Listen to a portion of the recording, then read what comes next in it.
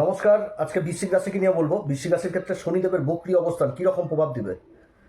বৃশ্চিক রাশির ক্ষেত্রে শনি যে অবস্থান করছে পঞ্চম ঘরে, পঞ্চমের শনির অবস্থান বক্রী হচ্ছে বুধের নক্ষত্র রেবতীতে 138 দিনের জন্য এই 27 জুলাই 2026-এ কীরকম প্রভাব দিবে, কোন দিক থেকে লাভ, কোন দিক থেকে বিশেষ সাবধান, এগুলো সমস্ত কিছু আজকের ভিডিওতে তুলে ধরবো।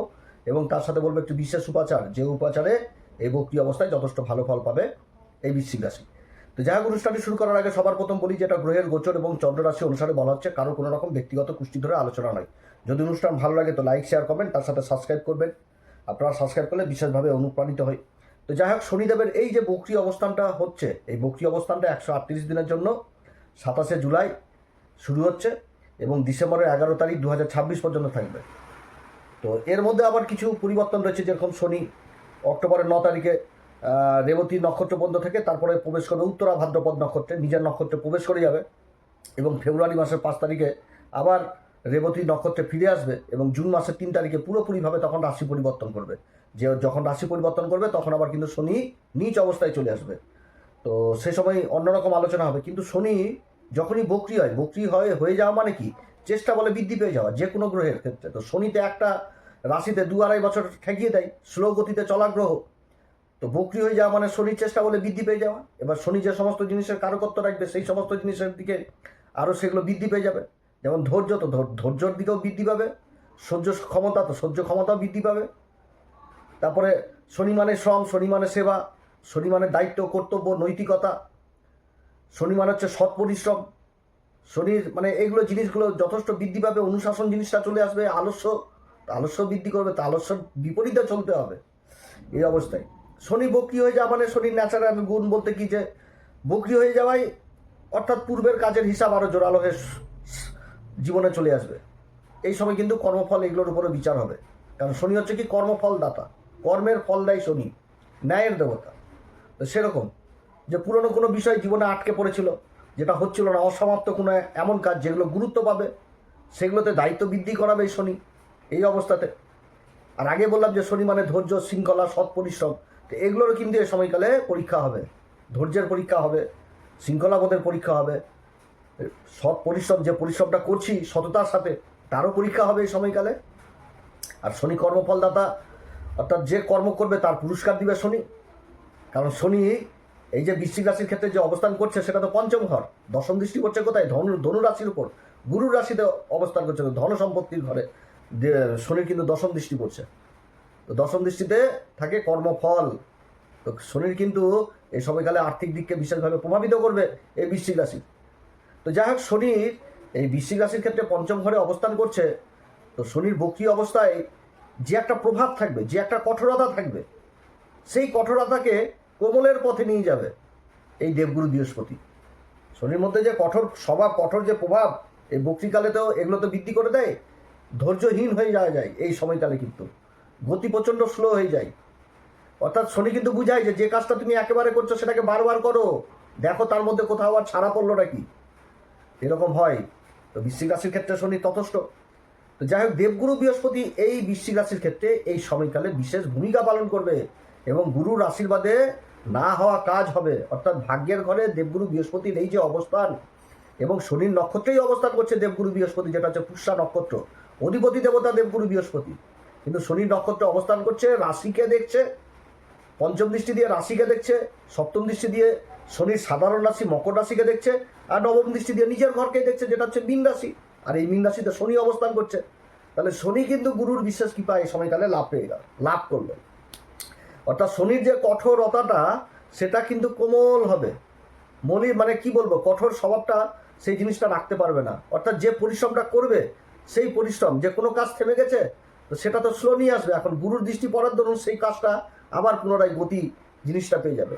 যেখানে তো প্রতিরোধ হচ্ছিল, সংগ্রাম করছিলাম, সেই জায়গাটা নমন হবে। অর্থাৎ সংগ্রামও করবে এবং ভালো পুরস্কার ফলও পাবে। এই রকম প্রভাব কিন্তু এই সময়কালে দিবে। অর্থাৎ গুরুর এই যে অবস্থান আর শনির এই যে অবস্থান হয়েছে, যদি গুরুর অবস্থান যদি খারাপ থাকতো তাহলে কিন্তু শনির এখানটাতে বৃশ্চিক রাশির ক্ষেত্রে অনেক দিক থেকে কিন্তু চ্যালেঞ্জ করতো, অনেক ধৈর্যের ব্যাপার নিয়ে আসতো, কর্মক্ষেত্রে বিশেষভাবে প্রভাবিত করতো, আর্থিক দিককে বিশেষভাবে। তবে যে সবার ক্ষেত্রে হবে সেটাও না, কিন্তু যাদের জন্মকুষ্ঠিতে দেখালো শনির অবস্থান খুব খারাপ রয়েছে, শনির দশা অন্তর্দশা চলছে এই অবস্থায়, সেগুলো দিক থেকে চ্যালেঞ্জ নিয়ে চলে আসবে। কিন্তু শনির বর্তমানে গোচরের যে অবস্থান আর গুরুর যে অবস্থান, তাতে কিন্তু ভালো জিনিসটাই সংকেত আসছে। হ্যাঁ, তবে যাদের জন্মকুষ্ঠিতে গ্রহের অবস্থান খারাপ রয়েছে তাদেরকে তো অবশ্যই বলবো ভালো জ্যোতিষীয় পরামর্শ নিতে, কারণ শনি এখানটাতে যেরকম এই বক্রী অবস্থাতে, শনিকে কিন্তু রাহুও প্রভাবিত করবে। রাহু তো কুম্ভ রাশিতে অবস্থান করছে, ছায়া গ্রহ। তো কুম্ভ রাশির অধিপতি হচ্ছে শনিদেব, শনিকেও তো বিশেষভাবে প্রভাবিত করবে সময়কালে, কিন্তু গুরুর আশীর্বাদে সেটা একদম কঠোর জিনিসকে মলিন করে দিবে, নরম করে দিবে। তো যাই হোক, যে সমস্ত ভালো ভালো জিনিসগুলো উঠে আসছে এই সময়কালে বৃশ্চিক রাশির ক্ষেত্রে, সেইগুলো আগে বলি, তারপরে যেগুলো দিক থেকে সাবধানে থাকতে হবে, যাদের জন্মকুষ্ঠিতে গ্রহের অবস্থান খারাপ রয়েছে কোন দিক থেকে বিশেষ সাবধানে থাকবে সেগুলো তুলে দেবো। তো সবার প্রথম বলবো যে দিক থেকে ভালো সংকেতগুলো এই সময়কালে পাচ্ছি সেটা হচ্ছে কি, যে বহুদিন ধরে আটকে থাকা কাজ আবার ধীরে ধীরে সম্পূর্ণ হবে, বা এরকম একটা সুযোগ কিন্তু জীবনে আসতে যাচ্ছে, যেখানটাতে দায়িত্ব কর্তব্য বৃদ্ধি পাবে, থেমে থাকা কাজগুলোতে আবার জীবনে উঠে আসবে। তারপরে কি, কর্মক্ষেত্রে ধৈর্য ও পরিশ্রমের ফল যথেষ্ট পাবে। যে পরিশ্রমটা এই সময়কালে করবে সেই পরিশ্রমের যথেষ্ট ভালো ফল পাবে।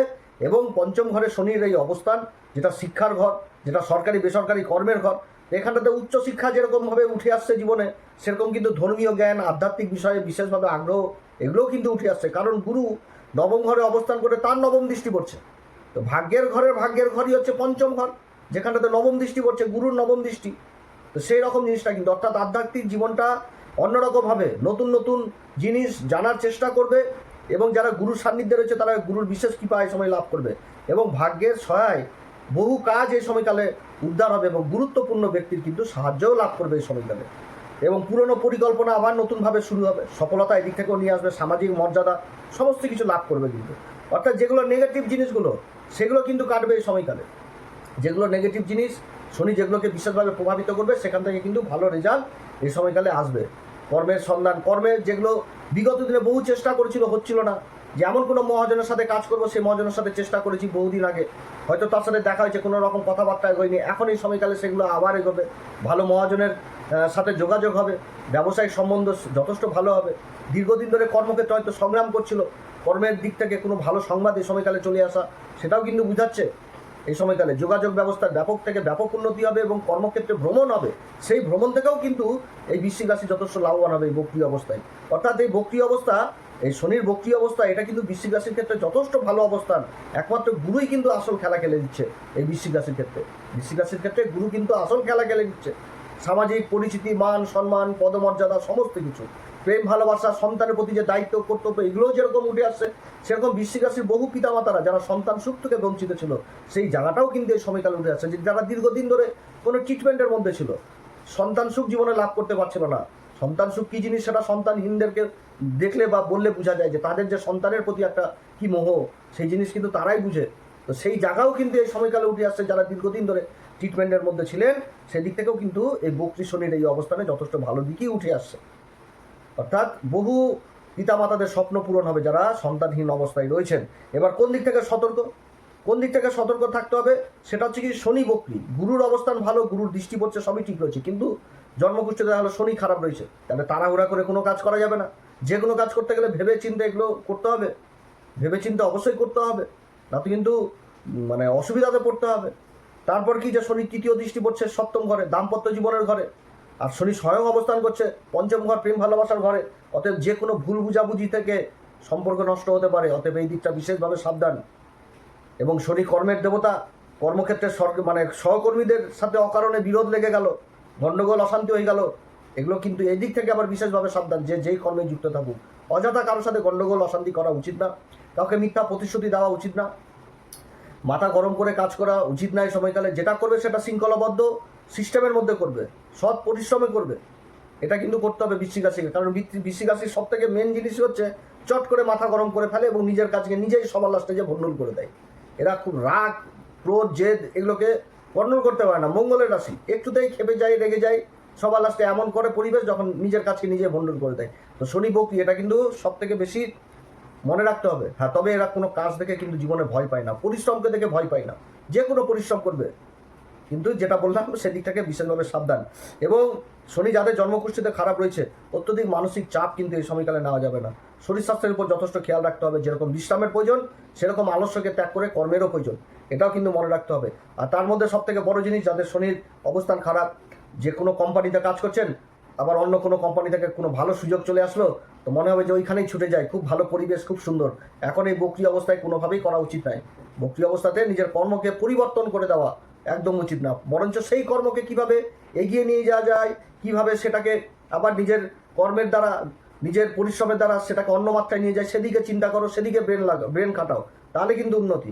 কিন্তু যে কারো প্ররোচনায় পা দিয়ে ভালো মানে নতুন কর্ম, এগুলো কিন্তু করলেও যথেষ্ট খারাপ অবস্থায়, মানে খারাপ হয়ে যাবে। তো যাই হোক, এই সময়কালে মানে ধৈর্য, শৃঙ্খলা এবং সৎ পরিশ্রমই কিন্তু বৃশ্চিক রাশিকে সফলতার দিকে নিয়ে যাবে।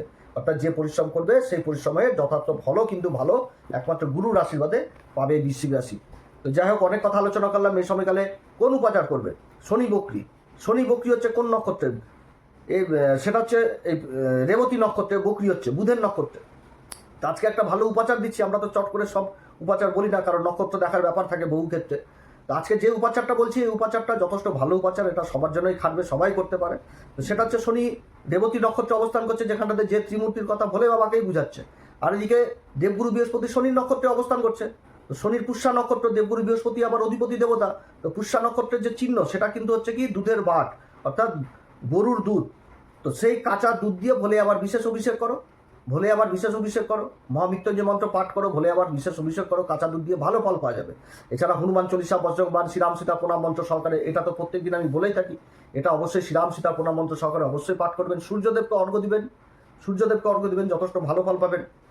যাদের শনির দশা মহাদশা চলছে, এ সময়কাল অবশ্যই ভুল করেও শনিবার দিন লোহার বস্তু, চামড়ার বস্তু, তারপরে সরিষার তেল এগুলো ক্রয় করে নিয়ে আসবেন না। বজরংবলীর বিশেষভাবে পূজা অর্চনা করবেন, মঙ্গলবার করে বজরংবলীকে সিঁদুর দান করবেন, যথেষ্ট ভালো ফল এই সময়কালে পাওয়া যাবে।